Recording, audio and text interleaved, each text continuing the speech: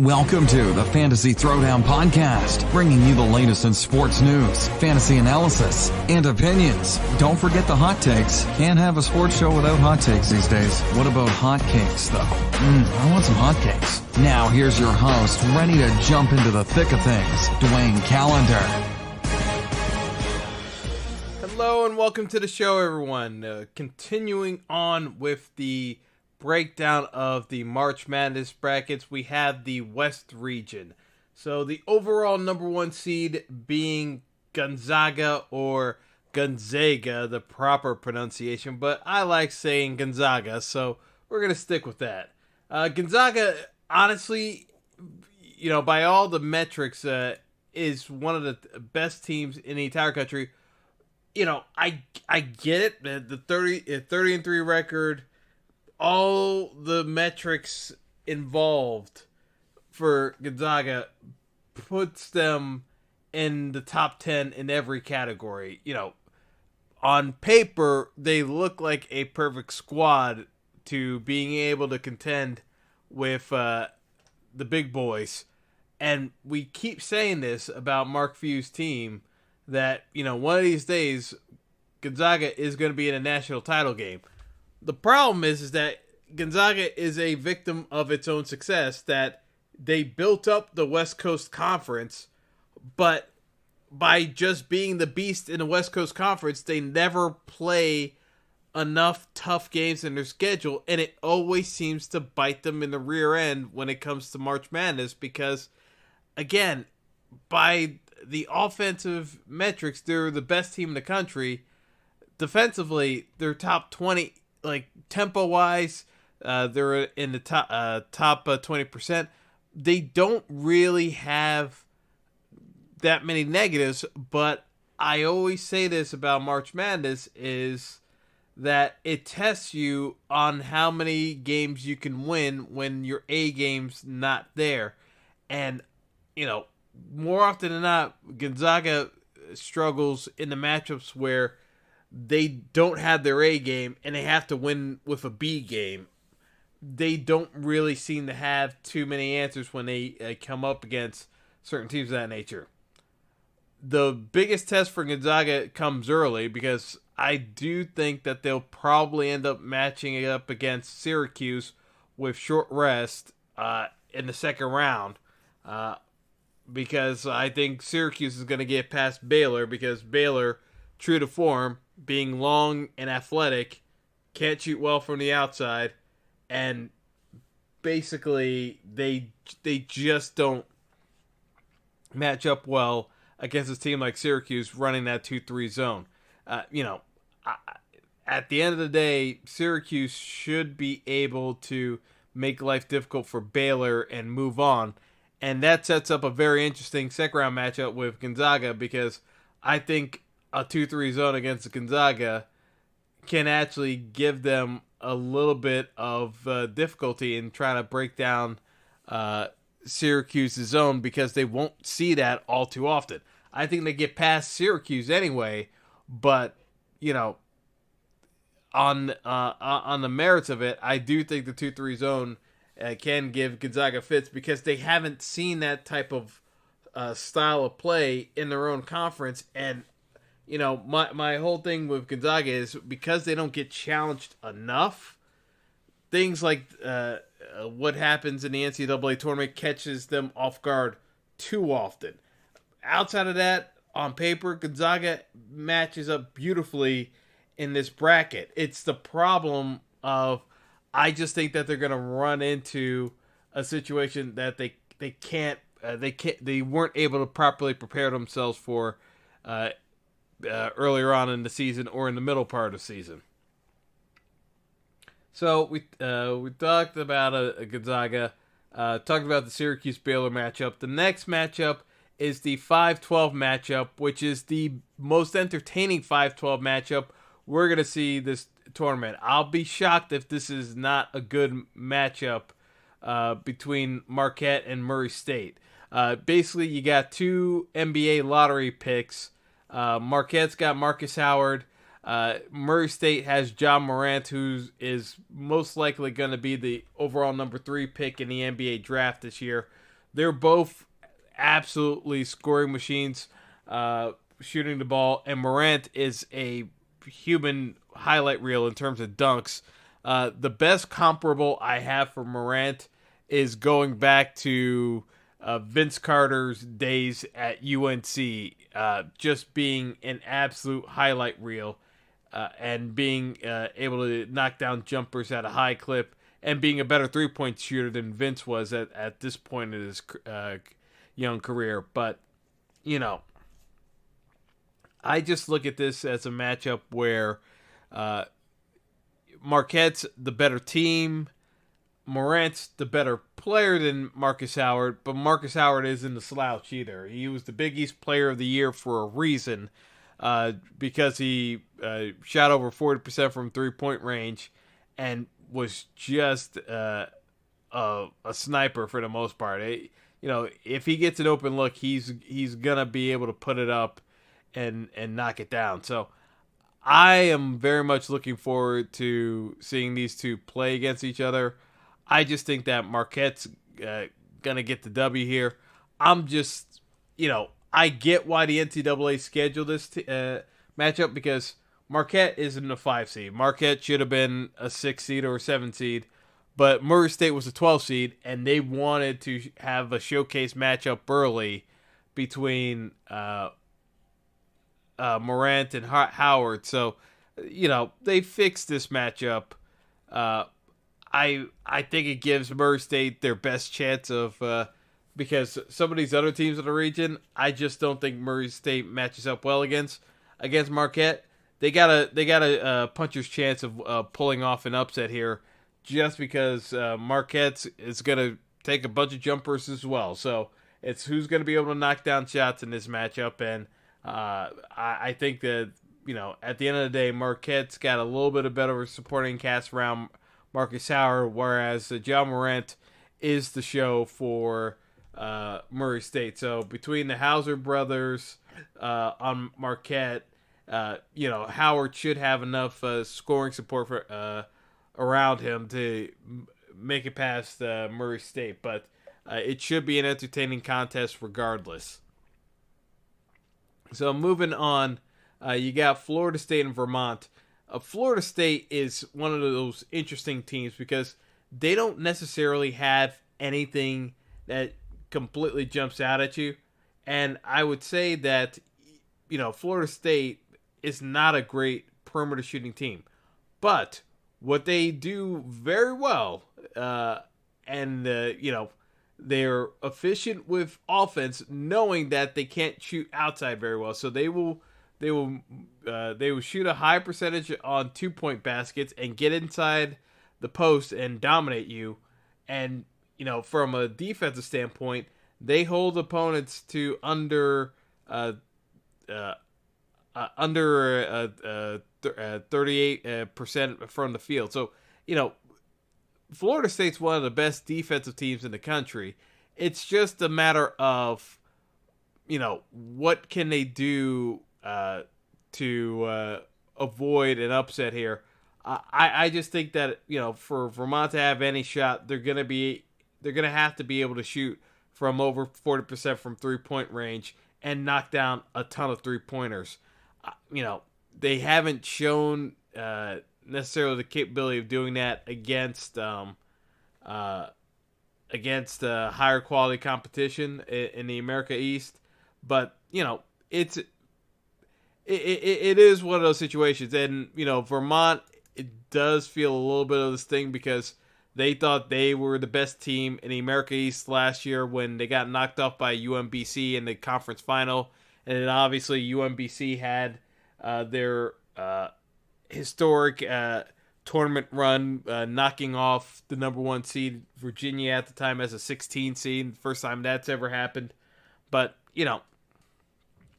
I just don't really see an upset here.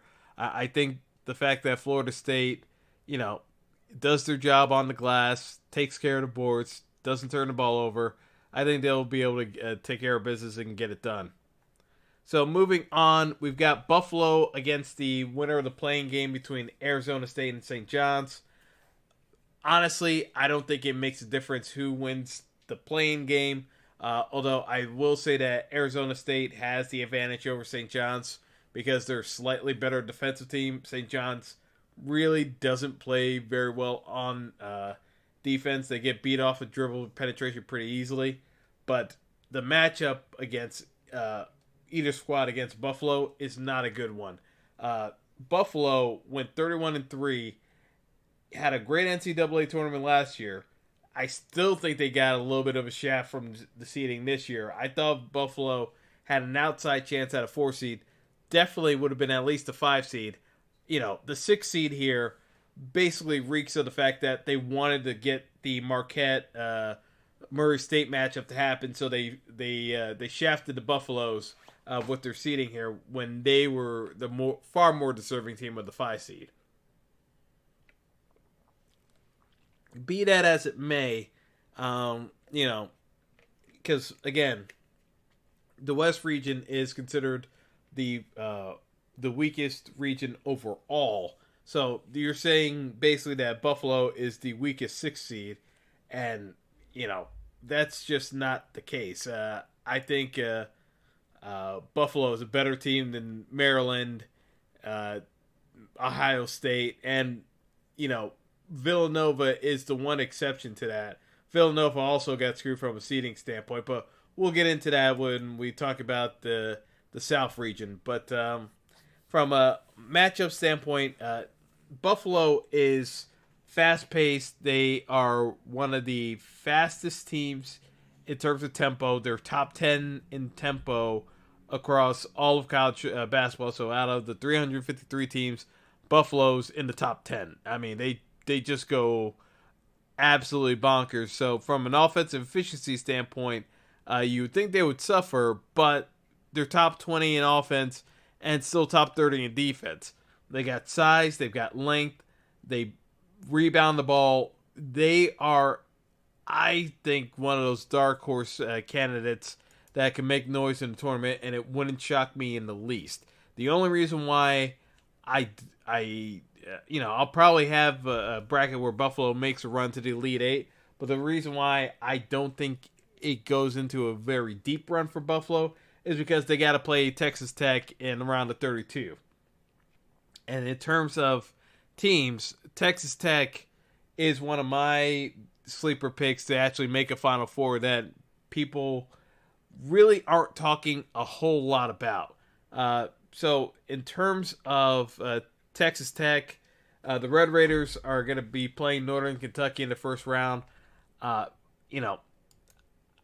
I said, I have Texas Tech going pretty deep into the tournament. They are 4th in the nation in terms of points allowed per game. They allow less than 60 points per game on the defensive side. They're top 10 in defense. In terms of offense, they're in the top 40. They play at a slower pace, but not as slow as some of the other top defensive teams in the country. So it's one of those cases where I see Texas Tech being ranked as the weakest number 3 seed, but I think they're better than Houston. They're better than LSU. I think they're better than Purdue. I think Texas Tech is the best overall number 3 seed, and they're in the worst region statistically based off of how the ranking is supposed to apply. I just think that this bracket opens up nicely for Texas Tech because, we'll get to Michigan in a bit, but I think that Michigan has has a bit of trouble on their hands because the next matchup we're going to talk about is Nevada versus Florida. Florida got into the tournament, I think, largely on the basis of the NCAA selection committee felt bad for Florida because of how they got knocked out of the SEC tournament on a missed call that was horribly missed against the game against Auburn. On the face of it, Florida, I'm not going to say they don't belong in the tournament, but they have enough issues that, they had to sweat it out on Selection Sunday to barely get into the tournament. 19-15 overall, 9-9 conference record, 2-9 against the AP top 25 teams. Florida is just terrible from a tempo standpoint. I mean, they're bottom 10 in tempo overall. Yes, Florida plays good defense, but they're not great from an offensive standpoint. And they're going up against a Nevada team that's in the top 30 for offensive defense and in the top third in terms of tempo. For Nevada to get knocked off here, Florida's got to be able to shoot at a high percentage. Nevada's going to have to get in foul trouble. Nevada plays a very short bench. They only play 8 players in terms of offensive rotations and defensive rotations. So maybe Florida can get them in foul trouble. But because Florida plays at such a slow pace, usually with a team that runs a short bench, you try to get them to overexert themselves, wear themselves out. But that's not Florida's game. So what I think you weaken Nevada with, Florida can't really do. So Florida's going to have to hang their hat on being able to play good enough defense and hopefully knock down enough shots. I just don't think that's enough to get it done against the Nevada team that's pretty good in terms of protecting the basketball. They don't turn the ball over all that much, and they're very good from an offensive efficiency standpoint. So it's just not a great matchup for Florida, in my opinion. Moving on, let's talk about Michigan. Michigan is one of the top teams for a good reason from a betting standpoint and just the overall analysis that teams have on these squads. Michigan checks a lot of boxes and, efficient in terms of, field goal percentage shooting and points allowed per game. Not a lot of holes in Michigan's game at all. The bugaboo that I come back to, and not to sound like a broken record or how Charles Barkley usually sounds on Selection Sunday, Michigan plays at a slow pace. They're bottom third in tempo, and my feeling is that once you get into some of these matchups in the NCAA tournament, you're gonna play teams that speed you up, and Michigan doesn't necessarily adjust all that well to those teams. So, Nevada, again, true to form, they are one of the faster teams, despite the fact that they play a short rotation. I know Michigan can shoot with Nevada. I'm more concerned with if Nevada gets the game at their pace, can Michigan on a short turnaround get past Nevada? And in some of my brackets, I'm having Nevada pull off the upset. The other issue for Michigan is that potential Sweet 16 matchup against the Buffalo or Texas Tech squad. I think Texas Tech would get past a Buffalo team, but either way, it's not a great matchup against Buffalo or Texas Tech because of the fact that Buffalo's pace would get to Michigan.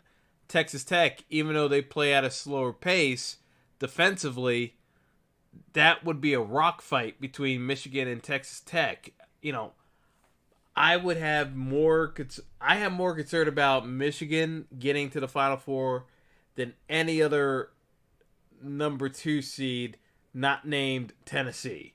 We'll get into my issue with Tennessee in a bit, but I just don't have a great feeling with Michigan as a whole. I think they just have a really tough draw in that bottom half of the West region. I think they just have the toughest draw out of any of the number 2 seeds, to be honest. And, by and large, that's where my concern is with this West region. Who I think Gonzaga gets all the way through to the Elite Eight, and most likely does make it to the Final Four. But I could see them getting knocked out.